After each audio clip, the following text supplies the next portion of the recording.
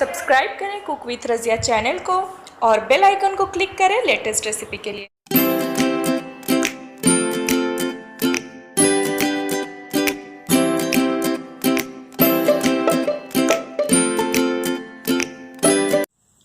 Hi friends, मैं हूँ रज़िया। आज मैं आप लोगों को शीर कोरमा बनाने की रेसिपी दे रही हूँ, जो कि ईद की एक स्पेशल रेसिपी है और ख़ास तौर पे इसे ईद के दिन बनाए जाते हैं।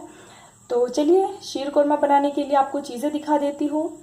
शीर कोरमा बनाने के लिए मैं यहाँ पे इस्तेमाल कर रही हूँ 2 लीटर फुल फैट मिल्क, यानी कि 2 लीटर मैं यहाँ पे क्रीम वाली दूध इस्तेमाल कर रही हूँ। इसे आप डबल टोन के नाम से भी जानते होंगे कि डबल टोन मिल्क भी कहते हैं। अगर आपके पास ये क्रीम वाली दूध नहीं है तो आप सिंपली जो भैंस की दूध है वो भी आप इस्तेमाल कर सकते हैं। अगर आपके पास भैंस की दूध भी अवेलेबल नहीं है तो आप सिंपली जो गाय की दूध होती है वो आप ले लें। और क्योंकि गाय की दूध थोड़ी सी पतली होती है, उसमें फैट लेवल कम होता है, तो कुकिंग प्रोसेस थोड़ा सा लंबा हो जाता है। तो आपको और एक शॉर्टकट तरीका बता रही हूँ कि आप सिंपली गाय के दूध को लें और उसमें 200 grams around milk powder add कर दें। इससे ये होगा कि दूध का जो फैट लेवल है वो थोड़ा सा इंक्रीज हो जाता है और दूध थोड़ा सा क्रीमी हो जाता है। इससे हमें जो है कुकिंग प्रोसेस काफ़ी आसानी हो जाती है और ज़्यादा देर हमें मिल्क को कुक नहीं करना होता है। इस रेसिपी में जो सबसे इम्पॉर्टेंट पार्ट होता है वो दूध का ही है। दूध जितना ज़्यादा क्रीमी बनेगा, जितना थिक रहेगा, उतना ज़्यादा इस रेसिपी का जायका आता है। तो चलिए अब हम आगे शुरू करते हैं। अब सबसे पहले हमें दूध को करना होगा बॉयल। मैं यहाँ पे क्रीम वाली दूध इस्तेमाल कर रही हूँ। मैं यहाँ पे इसे 15 से 20 मिनट तक अराउंड कुक करूँगी। तो चलिए अब मैं इसे गैस पे रख देती हूँ और आगे आपको इंग्रेडिएंट दिखा देती हूँ। और शीर कोरमा बनाने के लिए साथ ही हमें चाहिए 100 ग्राम सेवई। इसे मैंने अपने हाथ से तोड़ के यूँ छोटे छोटे इसके चूरे कर लिए हैं। साथ ही इस्तेमाल हो रहा है कैशियो यानी कि काजू, आलमंड इस्तेमाल करी हूँ यानी कि बादाम, और साथ ही यहाँ पे पिस्ताशियोज इस्तेमाल करी हूँ यानी कि पिस्ते बादाम। इन तीनों ड्राई फ्रूट्स को मैंने फाइनली चॉप कर लिया है। ड्राई फ्रूट्स आप अपने टेस्ट के अकॉर्डिंग लें। अगर आपको ज़्यादा पसंद है तो आप अपने हिसाब से ज़्यादा ऐड करें। अगर आपको कम पसंद है तो आप अपने हिसाब से इसकी क्वांटिटी कम कर सकते हैं, और जो आपको पसंद नहीं है उसे आप स्किप भी कर सकते हैं।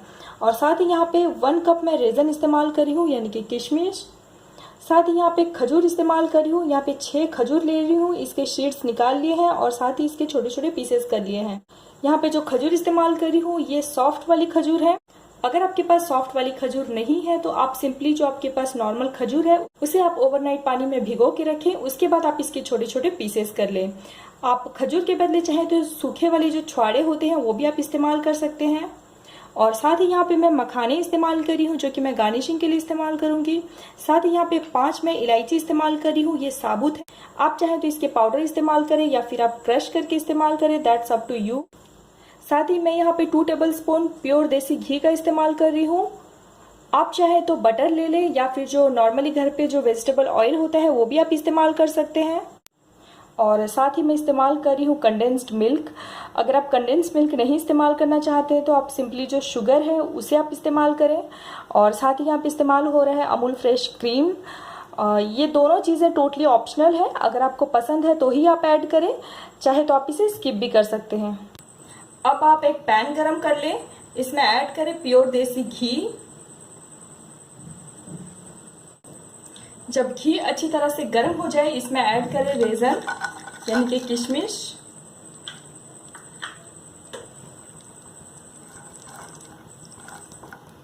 और इसे जस्ट लो फ्लेम में फ्राई करें।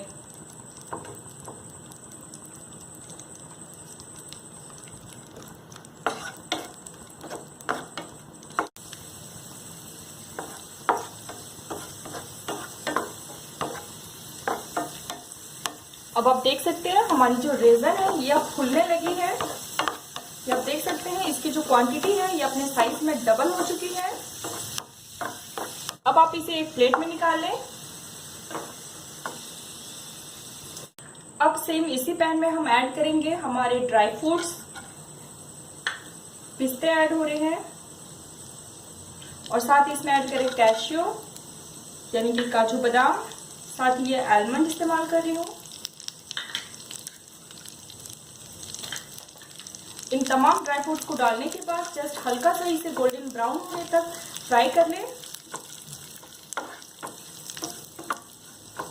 जस्ट हमें इसे 20 से 30 सेकंड तक फ्राई करना होता है। अब आप देख सकते हैं ये जस्ट लाइटली गोल्डन हो चुका है। इसे भी आप एक प्लेट में निकाल लें। अब हम इसी पैन में हम ऐड करेंगे हमारा मखाना।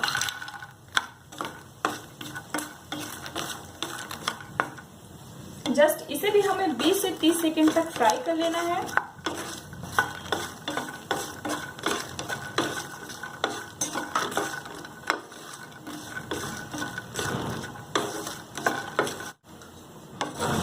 अब ये तैयार हो गया। अब आप इसे एक प्लेट में निकाल लें। और अब सेम उसी पैन में हम ऐड करेंगे सेवई। इसे भी जस्ट हमें लाइटली गोल्डन ब्राउन होने तक फ्राई कर लेना है।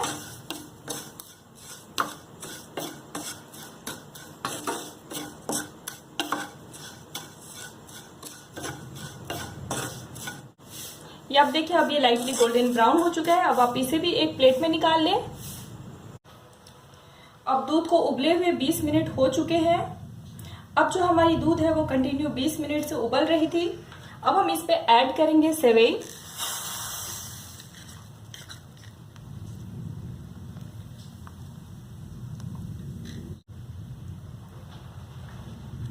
साथ ही हम इस पे ऐड करेंगे डेट्स यानी कि खजूर। साथ ही इसमें मैं डाल रही हूँ रेजन यानी कि किशमिश। और ये जो हमारे इलायची के दाने हैं इसे आप इस तरह से यूं खोल के डाल लें।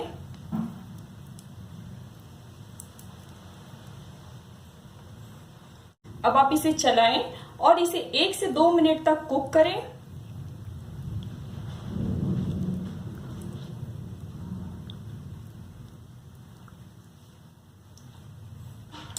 अब हमारे सेवई को कुक हुए 2 मिनट अराउंड हो चुके हैं। अब हम इस पे ऐड करेंगे ड्राई फ्रूट्स, ये जो हमने फ्राई करके रखे थे।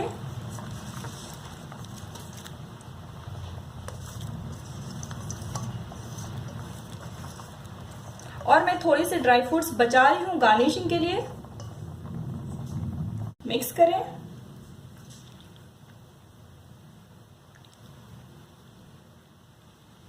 इसे आप यूं बीच बीच में चलाते रहें।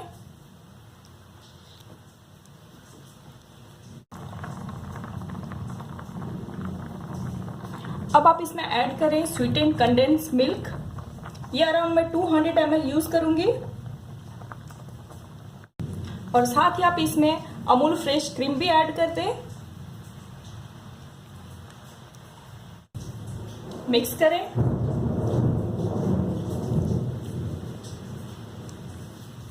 इस रेसिपी में सबसे ज्यादा जो टाइम टेकिंग लगता है वो है दूध को कुक करना।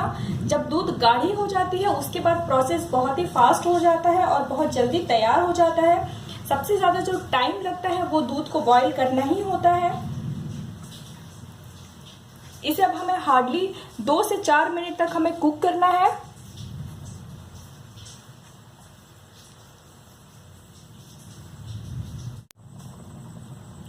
अब 4 मिनट कुक होने के बाद ये आप देख सकते हैं इसकी कंसिस्टेंसी कितना ज्यादा ये थिक है और ये कितना ज्यादा ये क्रीमी बन चुका है। अब हमारा शीर कुरमा तैयार हो गया है। अब आप गैस के फ्लेम को बंद कर दें क्योंकि ठंडा होने के बाद ये और भी ज्यादा क्रीमी बन जाता है। सो इसे बहुत ज्यादा थिक भी नहीं रखना है। ये आप देख सकते हैं इसकी जो कंसिस्टेंसी है इस तरह की होनी चाहिए। अब आप गैस के फ्लेम को बंद करें और आप इसे एक सर्विंग बाउल में निकाल लें। अब आप देख सकते हैं मैंने शीर कोरमा को एक सर्विंग बाउल में निकाल लिए हैं और साथ ही गार्निशिंग के लिए इसके ऊपर कटे हुए ड्राई फ्रूट्स और साथ ही मखाने डाल के इसे गार्निश कर लिए हैं। एक चीज का आप ध्यान रखिए कि जब भी आप शीर कोरमा सर्व कर रहे हो तभी आप इसके ऊपर मखाना डाल के सर्व करें। ऐसा ना हो कि आप इसे 1 घंटा 2 घंटा पहले डाल के रखें और ये पूरी तरह से घुल जाए और इसका टेस्ट खराब कर दे। सो इस चीज का आप जरूर ध्यान रखिए कि जब भी आप सर्व करें तभी आप इसके ऊपर मखाना डाल के सर्व करें। आई होप कि आपको मेरी रेसिपी पसंद आई हो। अगर आपको मेरी रेसिपी पसंद आए तो प्लीज़ आप मेरे वीडियो के नीचे लाइक का बटन प्रेस करें और मेरे चैनल को सब्सक्राइब करें। साथ ही मेरे वीडियो के नीचे कमेंट करें कि आपको मेरी रेसिपी कैसी लगी। फिर मिलते हैं एक नई रेसिपी और एक नई किचन टिप्स के साथ। तब तक के लिए बाय बाय, टेक केयर।